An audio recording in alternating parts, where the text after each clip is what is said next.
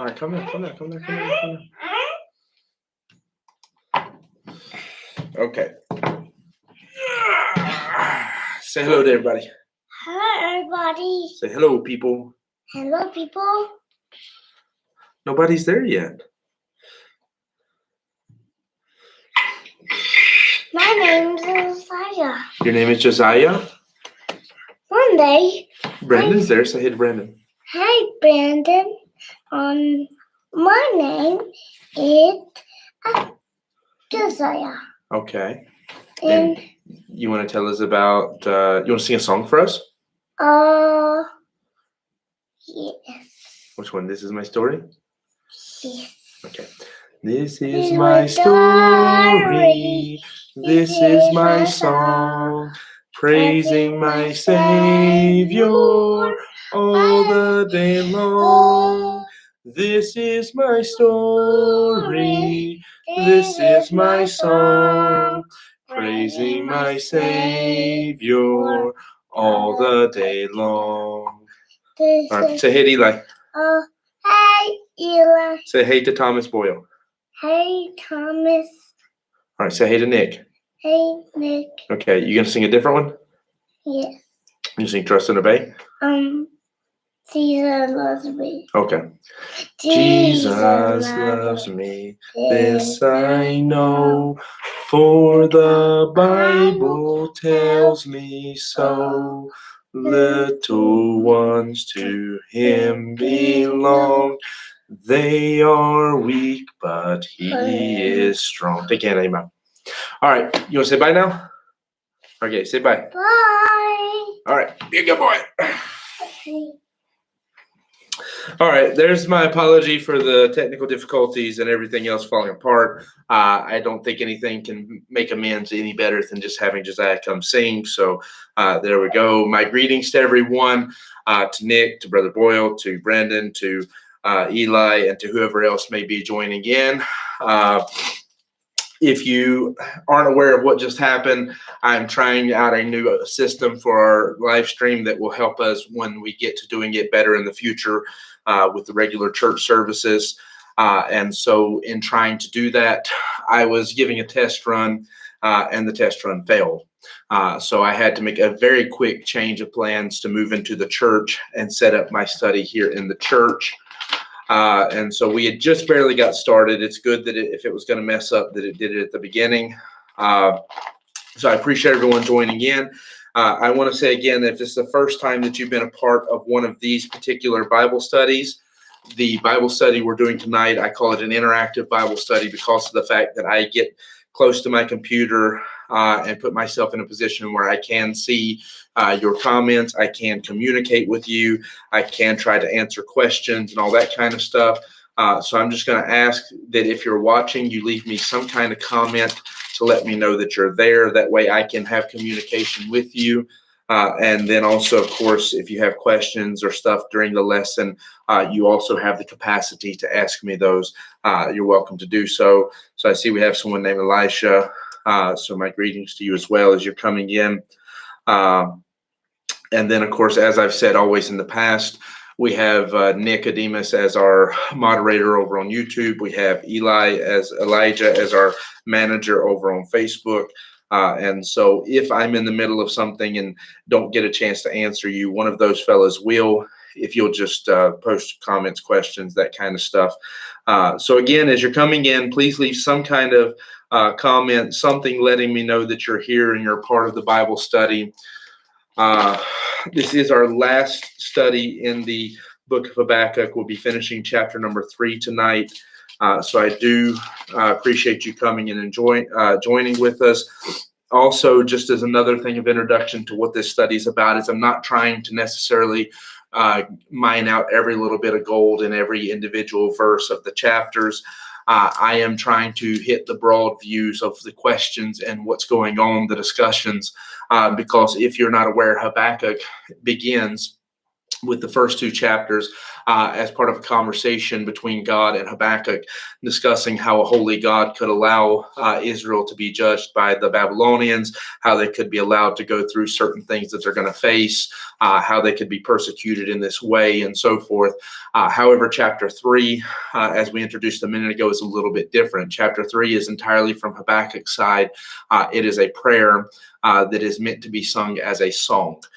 So let me say before I get started, since we're still at the point where I can do this, hey to Sheila, I believe you're watching from India, and so my greetings to you. All right, Habakkuk chapter number 3. A minute ago, I said I wanted to read the whole chapter and then come back in and do the discussion of the individual verses. I am going to do that since we are starting over. I am going to rush to not waste too much time, though. So Habakkuk chapter 3, verse number 1. A prayer of Habakkuk, the prophet upon Shigionoth. O Lord, I have heard thy speech and was afraid. O Lord, revive thy work in the midst of the years. In the midst of the years make known. In wrath remember mercy. God came from Teman, and the Holy One from Mount Paran. Selah, his glory covered the heavens, and the earth was full of his praise. And his brightness was as the light. He had horns coming out of his hands, and there was the hiding of his power. Before him went the pestilence, and the burning coals went forth at his feet. He stood and measured the earth. He beheld and drove asunder the nations, and the everlasting mountains were scattered. The perpetual hills did bow. His ways are everlasting. I saw the tents of Cushan in affliction, and the curtains in the land of Midian did tremble. Was the Lord displeased against the rivers? Was thine anger against the rivers? Was thy wrath against the sea, that thou didst ride upon thine horses and thy chariots of salvation? Thy bow was made quite naked, according to the oaths of the tribes, even thy word, Selah, thou didst cleave the earth with the rivers. The mountains saw thee, and they trembled. The overflowing of the water passed by the deep, uttered his voice, and lifted up his hands on high. The sun and the moon still in their habitation at the light of thine arrows. They went at the shining of thy glittering spear. Thou didst march through the land in indignation. Thou didst thresh the heathen in anger. Thou wentest forth for the salvation of thy people, even for the salvation of thine anointed. Thou woundest the head of the house of the wicked by discovering the foundation of the neck unto the neck, Selah. Thou didst strike through with his staves the head of his villages. They came out as a whirlwind to scatter me. The rejoicing was as to devour the poor secretly. Thou didst walk through the sea with thine horses through the heap of the great waters. When I heard, my belly trembled, my lips quivered at the voice. Rottenness entered into my bones, and I trembled in myself, that I might rest in the days of trouble. When he cometh up unto the people, he will invade them with his troops. Although the fig tree shall not blossom, neither shall the fruit be in the vines. The labor of the olive shall cut off from the fold. There shall be no herd in the stalls. Yet I will rejoice in the Lord. I will joy in the God of my salvation. The Lord God is my strength, and he will make my feet like hinds' feet, and he will make me to walk upon mine high places, to the chief singer on my stringed instruments. All right, so what I've said about this chapter already, just to give the very quickest recap so I don't have to go back over what we were saying before the live stream cut out, is that he introduces it as saying that it is a song, or it's to be sung upon Shigionoth, which calls back to what's said in Psalm 7, when David also uses a very similar term for that particular psalm. I said it would be a great study. We're not going to do it tonight, but it'd be a great study probably to try to find out what the comparisons are between these two chapters of Habakkuk 3 and Psalm 7. However, one thing I do want to bring out is I've said so many times before that obviously Habakkuk is meant to be a companion piece to Jeremiah and to those other books that are part of those prophetical books dealing with the time of Israel and their captivity with the Babylon and so forth. So Daniel and others of that time setting. However, I've also said that the nature of the book makes it a companion and a parallel to the book of Job, because both of these books are very much written as philosophical discussions trying to understand the nature of God. The difference between Habakkuk and Job, of course, primarily comes in to the fact that Job is much longer, because Job is allowing the conversation to see man's side and very little from God's side. What I mean from that is, of course, you see Job's opinion, his friends, and him going back and forth, and it's a discussion and a debate between Job and his friends. Whereas it's not until, let's say, Elihu comes in and he defends God, so you can see a little bit of God's perspective once he comes and joins the argument. But primarily, you don't see God's side until the very last chapters. And even then, God does little to defend himself. He more so just boasts in the fact that he is God and that there is none beside him, that Job and his friends are not going to be able to fully understand everything that God is and knows and does. However, when you go beyond that, the parallels you see even tonight, that Habakkuk spends all this time discussing how that they're going to go into captivity, they're going to be punished, they're going to suffer, and they're having all of these things that they're going to go through. And yet in all of this, God is still worthy to be trusted. In all of this, he's still going to look to the Lord. And of course, there's a lot of parallels between this chapter and Psalms, because it is a song. So the nature and structure is going to be very similar to how David wrote in the Psalms. However, the place where you see that parallels with Job is in statements like where Job said, "Though thou slay me, yet will I trust in thee." It's very much a parallel in that sense, that in both of these cases, you have men trying desperately to understand the nature of God and how God can do and allow certain things to happen while still never ceasing to be a holy God. And they're one of the big conclusions on both of their parts is, whether I get it or not, even when I suffer, I'm still going to trust you. The difference, I believe, is Habakkuk seems to get it a little more, but also God also gives a lot more information in terms of answering Habakkuk directly and actually answering his questions. All right. So with that in mind, let's try then to look at this final lesson. We've discussed the sovereignty of God in suffering. We've discussed God's silence. That was the first thing we looked at, that sometimes that when it seems like God is silent, he's not truly silent, that he is very much at work. It's just that sometimes we don't see the answer because it's not the answer we're looking for. We saw beyond that, again, God's sovereignty. That in suffering, when someone like the Babylonians come along and different things like that happen, that those things don't happen unless God calls us or allows. That it's not necessarily that God always chooses what happened in the sense that he calls us it himself, but he does choose to allow it to happen. So there is, I'm not preaching anything remotely Calvinistic in that. I'm talking about the fact that God is sovereign, and when he allows things to happen, it's because all things do work together for good. He has a greater purpose. And then last week, as we were discussing, I'm drawing a blank on the title, but we looked at the idea of how God had, the solution, that God has a plan in all of this, that God is working because he's not willing that any should perish, but that all should come to repentance. And so sometimes he lets things go that you and I don't understand because he sees a bigger picture than what you and I see. His understanding far exceeds our understanding. Now, tonight we're looking at the fact that why God allows suffering to come sometimes is because through this, he is trying to wrought a greater salvation. He is trying to do a work that will deliver his people.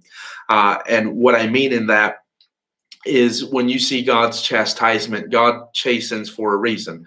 The Bible, I like, there's a passage where it says he doesn't whet the sword in vain. When God prepares to do something, when he prepares to deal out wrath or judgment or chastisement or any of those things, he has a great purpose, and he's not just making an empty threat. When he chooses to act, he's going to act because he has a purpose behind it.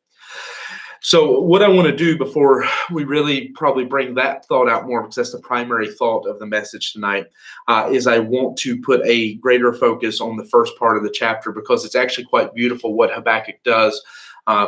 This is what I was saying, I believe, when the live stream cut out, is that Habakkuk bounces back and forth between discussing the omnipotence of God, his almighty power, and just how incredible God is.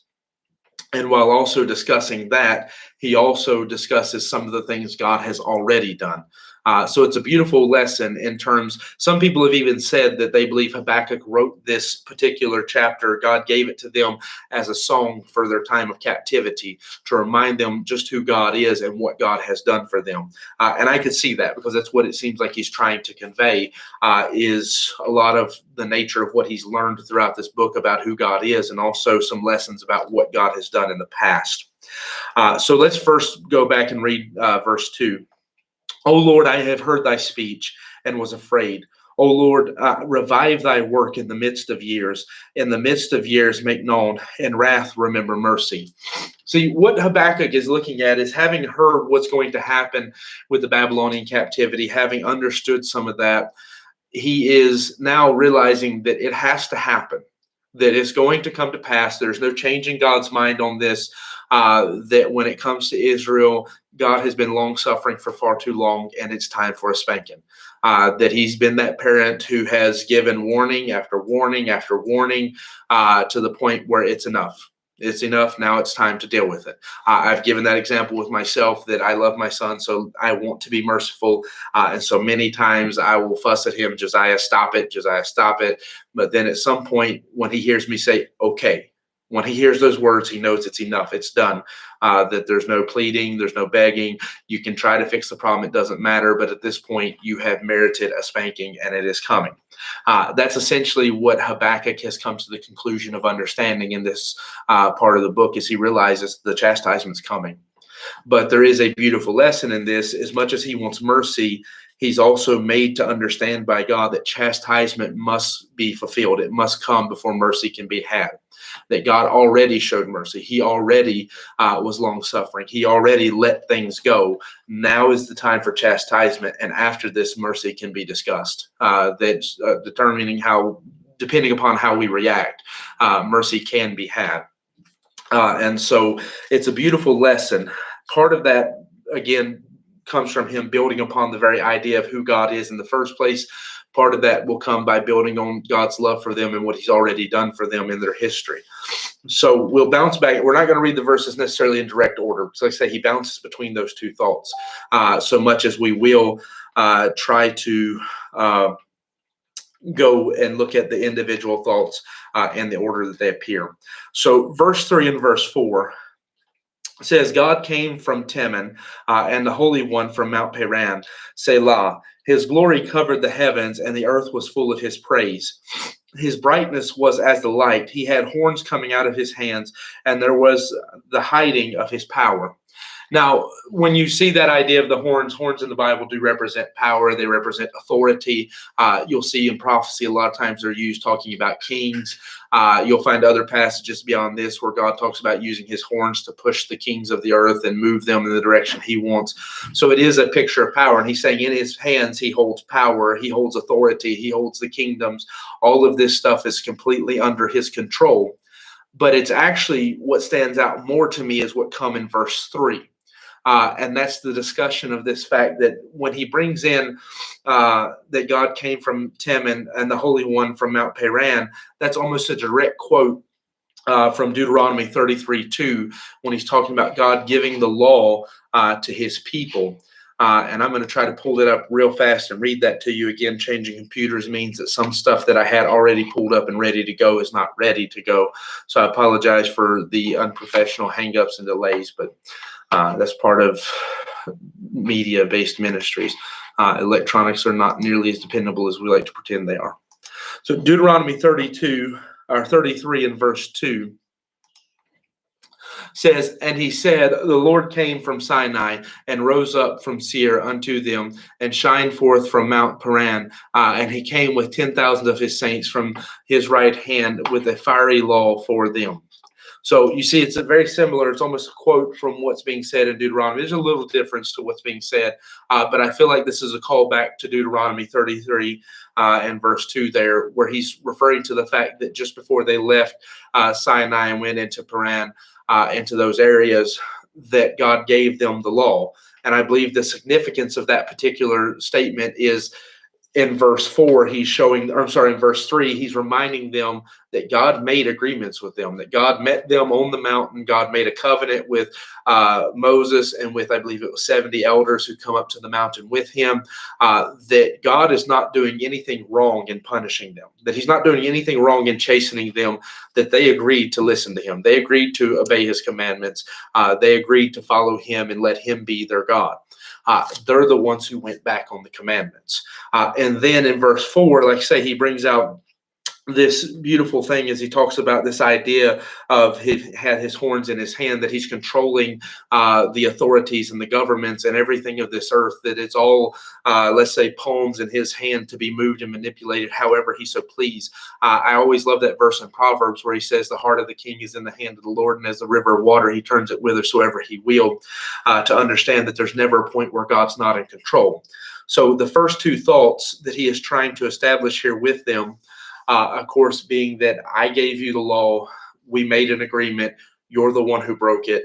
I am God, I'm completely in control, and so Babylon coming to conquer you is not a surprise. I have all of this under my authority. So like I said, a lot of times we read over a verse like that and don't pay attention to what's really going on. There's a lot of beauty in that. You could mine it further. In fact, Paran and the other Teman are both associated with Esau and with Ishmael, and so you both have instances there of people who weren't necessarily part of the promise, but God was good to them and took care of them. So again, you could keep mining further and probably get more beautiful ideas from it. But I think the most basic one we can take away is this: God establishing, first, we made the agreement, we made the law, you're the one who backed out. And second, that he is completely in control. He's the sovereign God and he's fully in authority, that this is his chastisement, that the Babylonians didn't get here by accident. He brought them here. Now, going beyond that, as we continue on, again, like I said, I'm not necessarily going to take the verses in their exact order because I'm trying to group them together to form some thoughts that allow me to move through it faster. Verse 6 would then say, he stood and measured the earth. He beheld and drove asunder the nations, and the everlasting mountains were scattered. The perpetual hills did bow. His ways are everlasting. Again, establishing this idea of who God is, because his two thoughts he's bouncing between is who God is and what God has done. And so in this particular case, he's establishing this idea of who God is, that God is the one that the mountains, the seas, everything bow down to him. Again, talking about his authority in that regard. I really like that final statement, his ways are everlasting. That when it comes to the nations and the mountains and everything else, the hills bowing down at his feet and being under the authority of his control, the same way we see Jesus commanding the storms and the seas and all of that kind of stuff, is because God is the everlasting God. He is the one who inhabits eternity. And so when it comes to these things, the whole of earth, I like even the use of the word perpetual, meaning something that doesn't end, shows you that the whole of earth throughout all of time is subject to him. That there's nothing that's not under his authority in any place or any time. That wherever we're looking, the fullness of creation is under his authority, and he has the ability to move it and do with it what he will. So he's already talked about governments. He's talking about the earth as a whole, that he has measured it. He stands over top of it. He says at one point he uses it as a footstool, that all of these things are under his feet and under his authority. And then I want to jump down into verse 8. Verse 8 says this: was the Lord displeased against the river? Was thine anger against the rivers? Was thy wrath against the sea, that thou didst ride upon thine horses and thy chariots of salvation? Thy bow was made quite naked, according to the oaths of the tribes, even thy word, Selah, thou didst cleave the earth with rivers. The mountains saw thee, and they trembled, and the overflowing of the water passed by. The deep uttered his voice and lifted up his hands on high. Now, you could take a lot of things from this. I personally, my attention is drawn to the idea of the flood, as he's talking about breaking up the earth and the waters being at his command, especially in the light of this context that he is talking about God's judgment. You could look at it as, just an example of God showing his dominance in that, for example, we know concerning the story of the Valley of Megiddo with Barak and Sisera, that God used the waters to defeat. We know the crossing of the Red Sea is actually mentioned in verse 15, or at least it seems like that's probably what he's referring to. So God's actually used water quite a few times in terms of defending his people. But given the nature of what's being discussed seems to focus more on his judgment in this particular case, I feel like this probably calls back more to the flood. And the example to which he's saying is he's asking the question, did God do what he did? Now, whether we're talking about the flood or whether we're talking about another event, the question being asked is, did God punish the sea? Was that his goal? Was his purpose in all of this to punish the water? Was he mad at the water? No, he was mad at the people. The people were evil and they had to be punished. So I think this is a tying together of the two thoughts. The thought that God made the law, you agreed to it, you broke it. He's sovereign, he's holy, he holds the world, the governments, and all powers within it in his hands. He must then judge it. If he's the one who's responsible and control for it, he has to deal with it sometimes. He has to chasten it. As a good father, sometimes he has to intervene. As a holy God, sometimes he has to intervene. There's things that he has to deal with. And so that's why I think this particular passage is using the flood as an adjoining of those two thoughts. That when it came to man, God made man. He was happy with his creation. He breathed the breath of life into us. He came and walked in the garden, was friends with Adam. It's a beautiful story reading through all of it. He gave us one rule. We agreed to the one rule. We would not eat of the fruit of the tree. We broke that rule. We plunged ourselves into sin. Then we ourselves became servants of sin. So much so that by the time you reach Genesis chapter 6, just from 3 to 6, by the time you reach that, God says every imagination of man's heart was evil, continually evil. So that when you look at it, aside from Moses and his family, according to God, there wasn't a person on the face of the earth that had good thoughts, that their imagination and their hearts were continually evil. In fact, I saw a question today that actually jumped out at me because I don't know that I necessarily thought about it in the light of this question. But the question was, how could God be holy when during the flood, for example, children would have been killed? And we think, people, it's amazing to me the animal rights activists are very quick to jump on, well, God's not holy because he wiped out all the animals. What did they do? But if you're going to talk about somebody who's innocent and what did they do, what about babies? What about children? There's an argument to be had. But even understanding that, we understand something, that when it comes to the animals and stuff, the answer to that's quite simple. Their lives are not as valuable as you make them out to be. I know you love your pets. I know I'm going to make some people offended. I know I'm already going to hear feedback from Stefania on that one. But their lives are just not as valuable as we tend to make them out to be. They're something that was made for our pleasure and for our benefit. I don't insult them, but it's just not measurable and comparable when we're looking to human life and the value thereof. However, the better question, though, is that about the babies and stuff. What about all those people who we would have deemed innocent in our eyes? And the answer is that if you actually understand the Bible enough to realize that one becomes accountable for their sin when they have the capacity to realize they are a sinner, you would realize that what's going on in that situation is actually an act of mercy, in that they're being born into a world that every imagination and every thought is evil. And that's what God's upset with. He's not upset with the planet. He's not upset with the trees. He's not upset with the waters. He's not upset with all that kind of stuff. He's upset with the fact that man is continually evil. They've turned wicked in every way that you can see. And you've got Noah and his family. Methuselah lived right up until the point of the flood. So you have just a handful of people in the whole world who have any kind of love for God whatsoever. The rest are continually evil.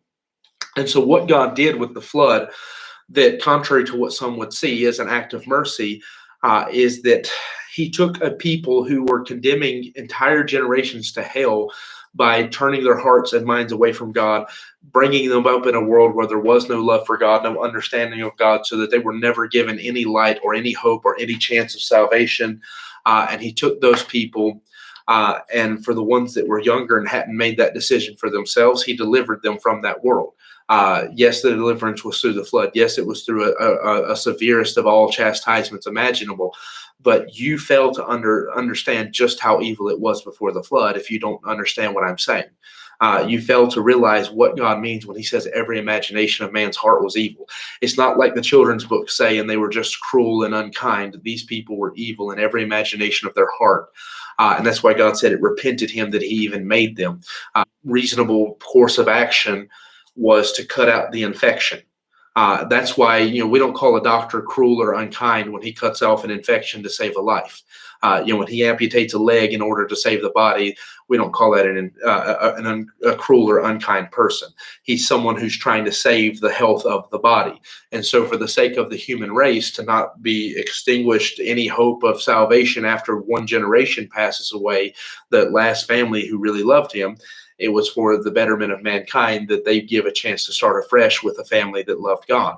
Again, I don't expect a lost person, someone who doesn't know God or understand God, to understand that. But for a Christian, it should be a simple concept that sometimes God has to punish even those who we feel like should be counted as innocent. Sometimes God has to chasten severely and deal very harshly with sin in order to prevent it from spreading. And you see that. The Old Testament is full of that. You see stories like with the plague, where the man had to go spear the man and the woman who were responsible. He had to run a spear through them and kill them in order to stop the plague. You see, people being, because of rebellion, entire families being burnt up, or entire families being swallowed up by the earth, because God is trying to cut out the infection before it spreads. It's a very simple thing. I've used the illustration before in my preaching many times, that we don't think of cows as being agile creatures that can jump, but cows can jump. And so when you have cows and you're trying to keep them in a fence, when one comes along that learns how to jump, you have to deal with it, and you have to deal with it swiftly and harshly and very quickly, which is why I say swiftly, but you have to deal with it very quickly, because otherwise it's going to teach all the other cows how to jump, and soon you'll have to deal with all of them. If you deal with one while there's still just one, then you're okay. But if you wait until all the others learn, it's too late. You have to actually put them all down. You have to take them all to the butcher. But if you'll take the one to the butcher, you can save the rest. And that's the idea. What's at hand is when God deals sometimes, like with the flood, the answer isn't that God was unmerciful. It's that God, if anything, let his mercy go on far too long, so that it got down to where there was only the 8 people. So they got down to where it was just Noah and his family. Now, God has his reasons beyond our understanding as to why he let it get down to that point. But what you see is not an issue of a God who's cruel and wiping out all these innocent people. It's the fact that there were 8 people who still loved him, and the rest had turned to where every imagination of their heart was evil. And so understanding that relationship and that structure, what you have then is, again, I think the same thing being conveyed here. You made the agreement. You said you would follow the law. You broke it. God's holy. He's sovereign. He has to at some point deal with it. He's very long-suffering. He's long-suffering to the point he let it get down to 8 in the terms of the flood. He's long-suffering with Israel that he let it go on for hundreds of years. But at some point, he is a holy God. He has to deal with it.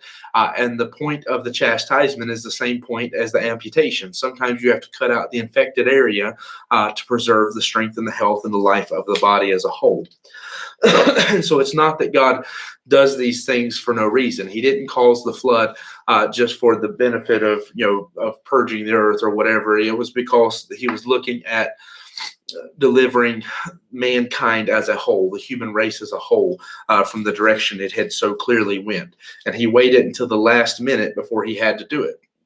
He gave them every chance to turn, every opportunity. If you let it get down to 8 people in the world that still love God, and not every imagination of their heart is evil, then what that means is you waited until you absolutely had to stop it. You gave them every chance to turn and every chance to repent. So one person can look at that story and see a harsh God. The other person can look at it and see a God who's so loving and so merciful that he let punishment stay longer than we could have ever understood why. And I really believe that the answer, just like we saw last week, is that you and I far severely underestimate the value of a human soul to God, that he's willing to put up with a whole lot just for that one soul because it's so precious to him. Now, moving on beyond that, the other side of this, as I said, he not only reminds them of who God is and why he has to bring chastisement, but in preparation for bringing them to this point where he is going to remind them to trust God, he reminds them of some things that God has already done for them. So for that, the first one I'm going to go back to is verse number 5. In verse number 5, it says, before him went the pestilence, and the burning coals went forth at his feet. Personally, I believe this is a point back to the plagues. Pestilence and plagues are quite similar in the terms of what the words mean. It could be a reference to something else, but I do believe in this particular case that he's referring to his deliverance from them, of them from Egypt, how he brought them out of Egypt. It's interesting, though, that from this point on, he continues to bring out points like this, but it seems like he works backwards. In verse number 7, it says, I saw the tents of Cushan in affliction, and the curtains of the land of Midian did tremble. Both of those are references to the book of Judges. You have, of course, Othniel and Cushan Rishathaim, the first judge, and the first time God had to rise up a judge to deliver them after Joshua being referenced there. You have with Midian, that would most likely be a reference to Gideon and how Gideon delivered them from the Midianites. And so both of those are references how that even when they were constantly turning away from God and only turned back to him when it got really bad, when they had to suffer, he continued to help them. And so it's actually a great lesson there.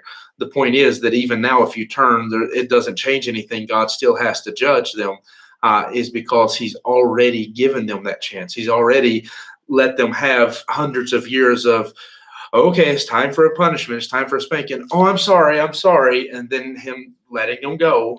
And now they turn back to it again as soon as they think he's not looking. At some point you have to stop having mercy and you have to perform judgment. And I believe in giving those two references, one early in the book of Judges, one a little bit later. It's a reminder of the fact that God's been through this with them so many times that it's time to put a stop to it. They've had too many good king, bad king situations. Too many, being put under the heel of an enemy army, and then God raising up a judge to deliver them kind of situations. That now it's time that punishment has to take place. But remember, not only did God have mercy in the past, but God also delivered in the past. And then verse 11 through 14 seem to refer to Joshua and the battles there and God giving them Canaan land. It says, and the sun and moon stood still in their habitation. The light of thine arrows, they went, and the shining of thy glittering spear. Thou didst march through the land in indignation. Thou didst thresh the heathen in anger. Thou went forth for the salvation of thy people, even for the salvation of thine anointed. Thou woundest the foundation of the head. Thou woundest the head of the house of the wicked by discovering the foundation unto the neck. Selah. Thou didst strike through with staves the head of his villages. They came out as a whirlwind to scatter me. Their rejoicing was as to devour the poor secretly. Now, I believe in this particular case that there could be other references. Again, you can mine this deeper and deeper and deeper. The way it's written, it's actually a lot of potential as to where you can apply it. But I believe, especially because of the sun and moon standing still being a reference in the first part of that he's talking about God bringing them in and delivering Canaan land into their hands. He's talking about how evil the people were there and how that God come through and fought for them, that God sent out his arrows, God threw his spear, God fought from heaven for them to deliver that land to them. Because again, it's a lot of what he's trying to do throughout this passage is show them a little bit of understanding that God's holy, God's in control, and God has to punish sin. And he's doing it so many times to deliver from the wickedness that we've got ourselves into, to cut out the infection. But also don't forget that God has already been merciful to you. God's already been good to you. And look, even the land you have that God's taking back from you, he gave it to you in the first place. God's getting ready to take away the Israel as a nation from them. He's getting ready to take away all those blessings and everything that they have. But in doing so, he's reminding them he gave it to them in the first place. And he'll give it back. We know the story. We know history. We know where we're at right now. But he's also wanting them to understand that what they have, God gave it to them in the first place. They didn't just come across this land and take it. God drove out the enemy. God defeated the heathen. God took care of them. Now, then looking even beyond that into verse 15, I think he takes them back to one of their first great experiences in their walk with God. It says, thou didst walk through the sea with thine horses through the heap of great waters. I believe this is referring to the idea of him parting the Red Sea to make that path for them, that God walked through it before them and opened it up so that they might have a path to cross over. He delivered them in the first place. And I believe the point of this is so that you can see that God gave them the land. God brought them out of their slavery. God made them everything that they are. And yet throughout all of his mercy and all of his goodness, all they've ever done is betray him. They made the agreement in the first place. They met him on Mount Sinai.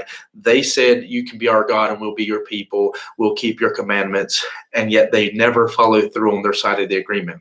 So God shows them he's sovereign. He's in control. He's holy. He has to deal with sin, though. And just remember, when he does start cutting out the infection, it's to deliver you from the infection.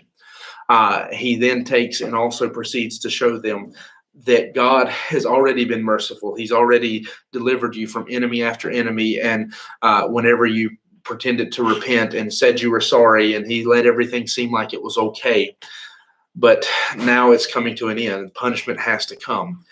He's showing them that the land they have, God gave it to them in the first place. Them being a people and not slaves to Egypt, that God did that for them in the first place. He's the one who brought them into everything that they are and made them everything they are, and they never appreciated it. So right now, when God has to punish them, when God has to judge them, it's not a statement against God. It's entirely a statement against them. I think that's the point of this song that Habakkuk is trying to convey up to this point. Then verse 16, 17, 18, if you're hearing noise in the background, it's because Josiah is here and he's swinging from my arm. So if you're hearing strange childlike noises, it's Josiah. Verse 16 says this: when I heard, my belly trembled, my lips quivered at the voice, rottenness entered into my bones, and I trembled in myself, that I might rest in the day of trouble. When he cometh up unto the people, he will invade them with his troops. Although the fig tree shall not blossom, neither shall fruit be in the vines, the labor of the olive shall fail, and the fields shall yield no meat. The flock shall be cut off from the fold, and there shall be no herd in the stalls. Yet I will rejoice in the Lord. I will joy in the God of my salvation. See, what he's saying here is, even though we're going to go through this, Israel's going to be decimated, Jerusalem's going to be destroyed, they're going to have to rebuild all the stuff they're going to have to come in and rebuild and work and repair. We read about that with Ezra and with Nehemiah and the other stories of that nature. As you're reading through all of this, and seeing Israel in this place of decimation where he says the olive trees are not producing, the fig trees are not producing. Israel's in a place of decimation where even the flocks are not producing. And he says, through all of that, no matter what persecution and troubles come, I am going to trust the God of my salvation. That I know through this, God is doing a work to save his people, to deliver them from the direction they're going, to turn them around, because if they keep going the way they're going, they will destroy themselves in sin and wickedness and idolatry, as they have tried to do so many times. They've already split the nation in half. They've already neglected God so bad that when Josiah became king, they didn't even have a copy of the word of God. They had to find it for him.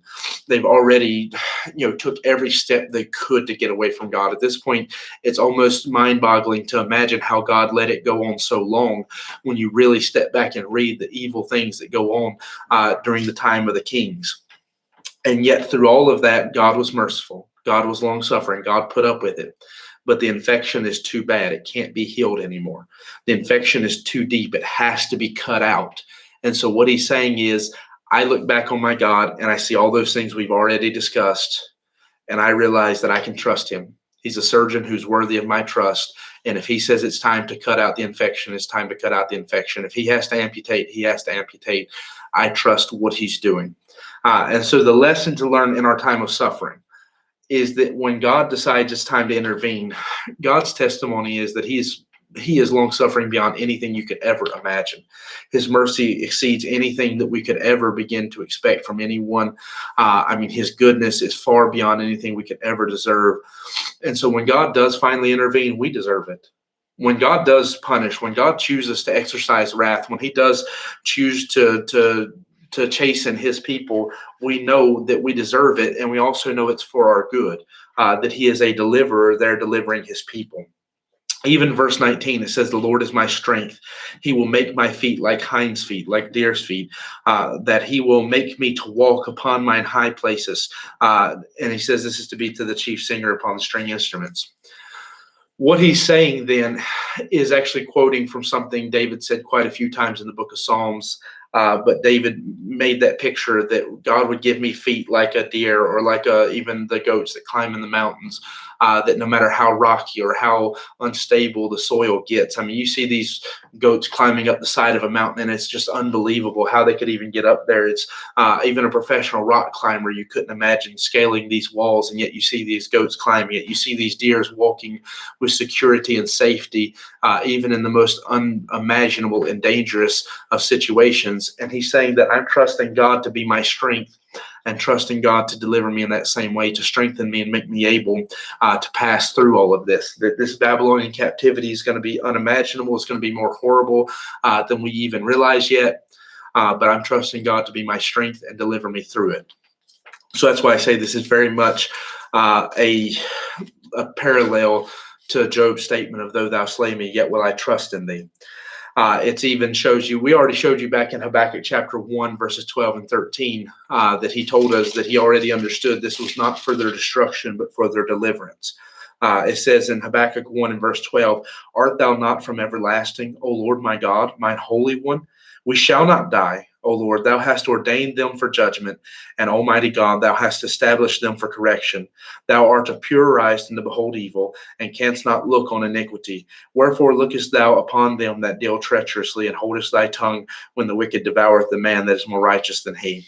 So you see, he's actually answered a lot of his own questions in this particular chapter, that he's discussing this idea that he knows that God's not trying to destroy Israel. That he's appointed the Babylonians for chastisement, for judgment, so as to drive out the sin, to drive out the problems. And he understands that God's holy, that he can't just ignore sin and pretend like it's not happening.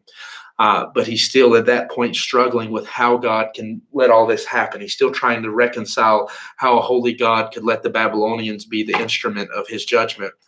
But by the time you get to chapter 3, he's accepted that, and he's realized something, that whether God uses waters, whether God uses whatever, God's in control. And he's the one who has the right and the authority and the responsibility to deal with sin when it gets out of control, to deal with people when they've gone too far. And that's why sometimes we don't understand why he doesn't deal with stuff sooner. But there's also the great blessing in realizing that even though just how long-suffering and merciful he is when it comes to dealing with stuff. Now, the one other passage I would point you to would be Hebrews 12. And typically I would like to go there and read. I would like to give time to discuss it. I want to close very soon, though. So let me just read it quickly. I don't like to do that because this passage merits a deep discussion. But Hebrews 12, verse 3 says, for consider him that endured such contradiction of sinners against himself, lest ye be wearied and faint in your minds. So consider Christ, who went through so much, sinners, with the judgment of God being poured out on him and the contradiction of sinners against him, lest you get wearied. He says, you have not resisted unto blood, striving against sin. So he says, because he's getting ready to turn to chastisement here. So he's saying, when chastisement comes, keep your mind upon Jesus and realize that he took punishment that wasn't his because of your sin, and realize that you have not fought to the point of blood. Just to illustrate what that means, when I was a child, when I would do something wrong and I would come back to my mom and I would say that so-and-so made me do it. My best friend growing up was named Nick. So I would say, Nick made me do it. Or my brother was 6 years older than me. So I'd say, Will made me do it. But either one, whoever I want to pass the blame to, I learned that didn't work because my mom she did this to my brother once and to me once as well. She took us and she began to check us. She lifted up our shirt and looked. And after a while, she said, well, I don't see any bruises. I don't see where anybody looks like they put a knife to you or held a gun to you or anything like that. So how did they make you do it? If they didn't beat you, how did they make you do it? And so the thought he's conveying is very similar to that. You didn't fight to the point of blood. You gave in to the temptation before you ever got to that point. You're not bruised. You're not beaten. Sin didn't force you to do this. You chose it. And ye have forgotten the exhortation which speaketh unto us as unto children, speaketh unto you as unto children. My son, despise not the chastening of the Lord, nor faint when thou art rebuked of him. For whom the Lord loveth, he chasteneth, and scourgeth every son whom he receiveth. If ye endure the chastening, God dealeth with you as sons. For what son is he whom the Father chasteneth not? So again, we're talking about chastisement. I'm not talking about necessarily wrath in the same way like with the flood, but I'm talking about chastisement for his people, like what's going on here with the Babylonian captivity. What you see is this: God says when he chastens you and he's dealing with you and trying to drive out sin from your life, realize something. You brought this, you made the decision. You didn't fight to the point of blood. Nobody made you sin. You chose it. But because you're his child, he has to deal with it. And it's not a curse. It is a blessing to know that he loves you enough to deal with the problems, that he counts you as one of his children. Verse 8, but if ye be without chastisement, whereof all are partakers, then ye are bastards and not sons. So if you didn't get chastised and God did let you sin comfortably, it would mean that you're not his child. Furthermore, we had fathers of our flesh which corrected us, and we gave them reverence. Shall we not much rather be in subjection to the Father of spirits and live? For they verily for a few days chastened us after their own pleasure, but he for our profit, that we might be partakers of his holiness. What he's saying in that passage is, in the past, when your father would spank you, you respected that. You didn't necessarily understand why he did it, but you respected it and understood that he had a reason behind it. And he says in this case, sometimes they spanked you according to their own pleasure, meaning that sometimes they punished you for stuff that wasn't morally wrong. They just didn't like it. And I can again attest to that as a father. There are some things that my son does I don't like. I don't like when he spits out drink and plays with his drink and gargles it and all that stuff. And so I have spanked him for that, even though it's not a morally wrong thing. It's something I don't like. And so when he doesn't listen, when I tell him to stop, he gets in trouble for it. And so we may let our mercy end just because we don't like something. But when God chooses to deliver chastisement and spanking, he's doing it to deliver you into holiness. He's doing it to deal with a moral issue, to drive out sin, to fix a moral problem within you. And it's for your profit. He's not doing it according to his pleasure, but according to your profit, to benefit you and to help you. And so if you can honor your earthly fathers and respect that that's what they're trying to do, how much more is God deserving of that reverence, to trust that when he is spanking for something, when he is punishing for something, when he is dealing with something, that he's trying to get out a sin that is infectious and is going to destroy you. He's trying to deliver you from something that's bad. Now, then verse 11 says, now no chastening for the present seemeth to be joyous, but grievous. Nevertheless, afterward it yieldeth peaceable fruit of righteousness unto them that are exercised thereby. So he understands that nobody likes to get a spanking. Nobody wants to be rebuked. Nobody wants to be punished. Nobody wants to be corrected. Nobody ever wants to be told that they're wrong. But we have to realize that what he's doing is he's trying to produce something in us. He's cultivating fruit unto righteousness in us. He's to help us to do the right thing and to make us better Christians, more exhibiting of his holiness, that we might exercise what he said, to be holy even as he is holy. Then verse 12 says, wherefore lift up the hands which hang down and the feeble knees, and make straight paths for your feet, lest that which is lame be turned out of the way, but let it rather be healed. So he's saying of you and I, instead of being heavy in our hearts and sorrowful when we see God's chastening coming, instead we are to be encouraged by it. To be encouraged that first, it means we're his children. Second, it means that he loves us. Third, it means he's trying to better us and profit us. He's trying to produce fruit in us. That in every situation when God chastens, it's not a negative thing. It does mean there's something wrong in your life and you need to fix it. But the act of the chastisement itself is an act of love and mercy, that he is a doctor trying to amputate the disease because he cares about you more so much that he's not willing to let you be infected or hurt any further. And so that's the thing we have to appreciate, that when God chastens and God's punishing, it's not always the negative thing we take it to be, but more often than not is God trying to save us from something so much worse. God doesn't punish just for pleasure. He doesn't do it because he likes to see you suffer. He does it because he's trying to deliver you. So one of the great cumulative answers to the book of Habakuk is that when God allows something like the Babylonian captivity to happen to his people, it's because it's a necessary measure. It is the necessary amputation. It's the necessary surgery to deliver them from the disease that had infected them for so long, to try to bring healing about to the body.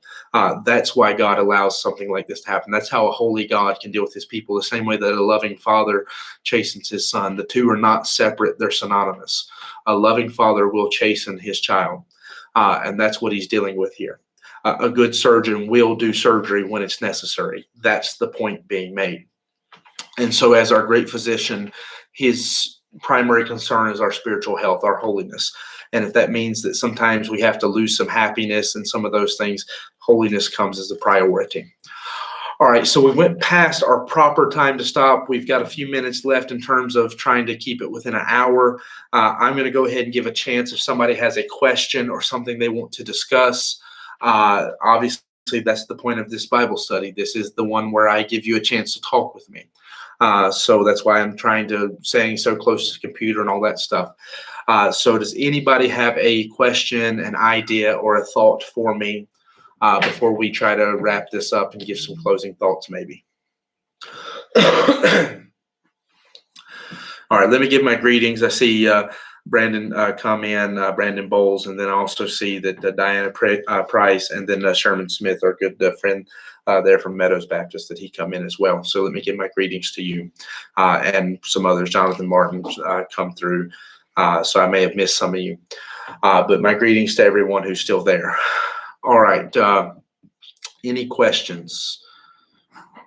Anything left that needs to be discussed that we haven't talked about yet? All right. I'm starting to feel like I'm going to be left out hanging on this one. I'll be left out to dry. So in order to avoid that, I'll give a few more seconds for somebody to ask a question. I know it takes time to type, and you're also on a delay of about 20 seconds probably. So that's the other part of this. Let me try to tie some thoughts together. In concluding our study of Habakkuk, the things that we can learn from the primary thoughts that are addressed throughout this book is one is that God is never truly silent. We just don't always like the answer, and sometimes we don't necessarily see it because we're looking in the wrong place. That was the situation here. It wasn't that God was silent. It's that Habakkuk didn't like the answer that God was giving, because the answer was that God was going to chasten them.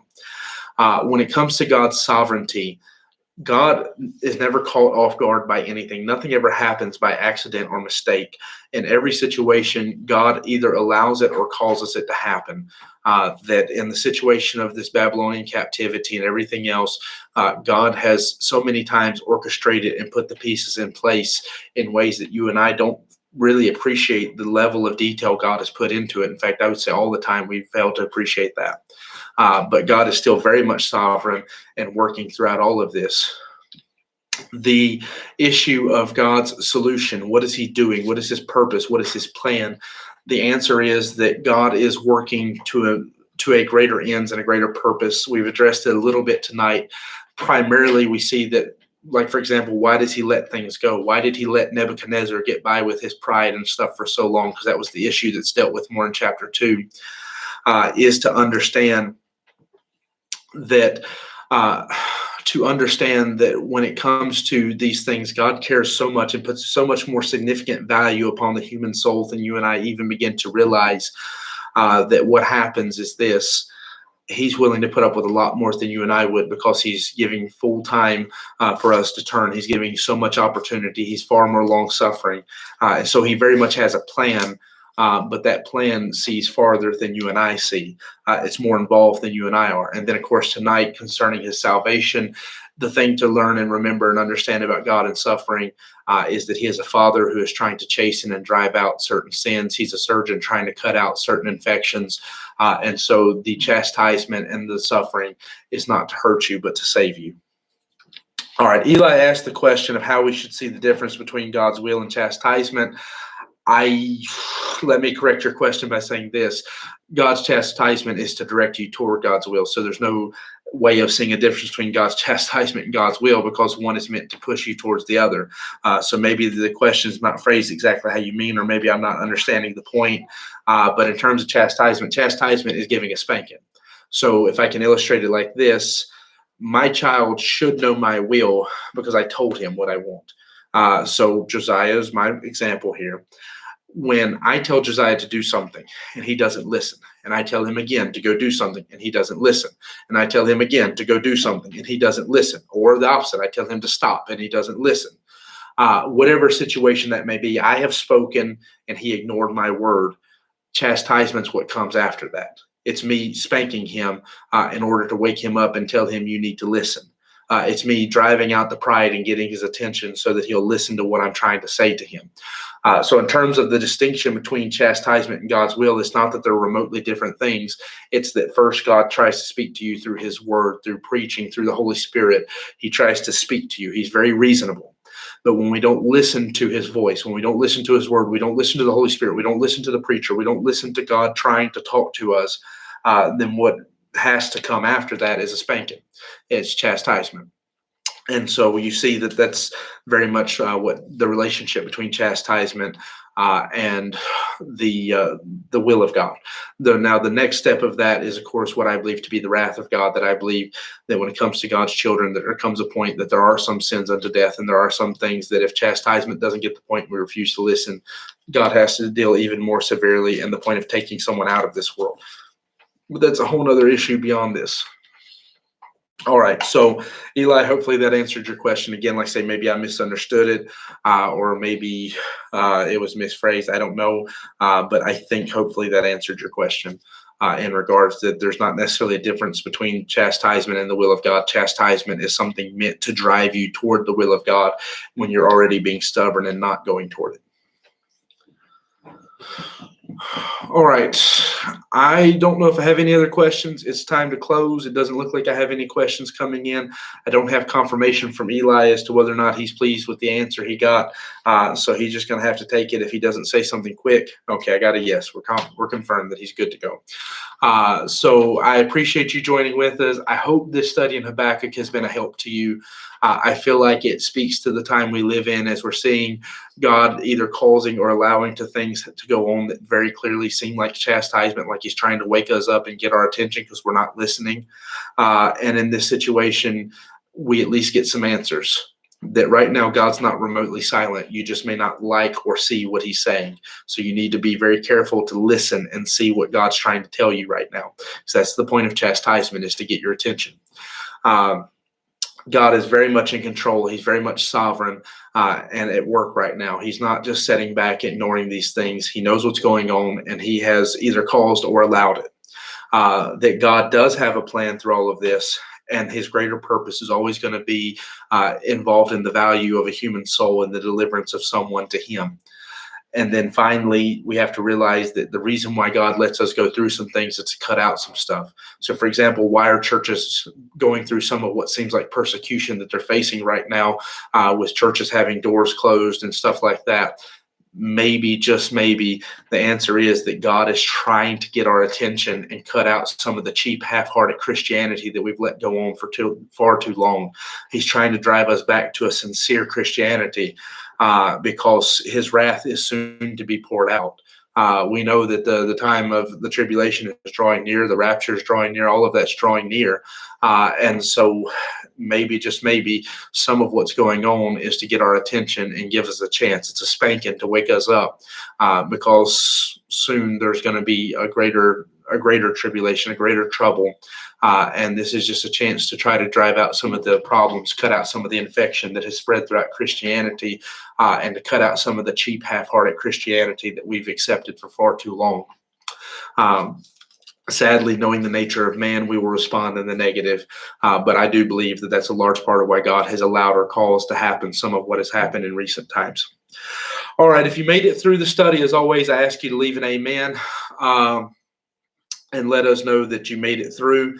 I appreciate some have already done something of that nature and left some kind of comment of amen or a thank you. That way I know they were here throughout the entirety of the study and made it through to the end. So if you could do that, I appreciate that. I appreciate the way Nick said it on YouTube. He said, amen, God is clearly moving. He is present. That's the lesson to take away from the book of Habakkuk. God is moving, he is present, and he's trying to save us from our own wickedness. He's trying to deliver us from ourselves in the direction we're going. We're in a car that's crashing, and he's trying to turn it around before it's too late. That's what's going on in times of suffering when God is chastening and God's working in the way that he does. Okay, so again, I appreciate you being part of the study of Habakkuk. I'm going to go ahead and close this out. I will make an announcement by Monday in terms of what we'll be doing. I still will probably have some kind of video each evening next week. I do want to remind you that tomorrow night we are doing our very first missionary interview with Brother Chad Branch, missionary to South Africa. So I encourage you to tune in for that and be a part of that, as it's going to be a special service that allows you to understand a little bit about his ministry. So I'd really encourage you to check that out. But anyways, it's the first one we're doing, so have a little mercy with us as well. Okay. Thank you for your time. And like I say, expect an announcement by Monday in terms of what we'll be doing next Thursday evening and throughout the rest of the week as well.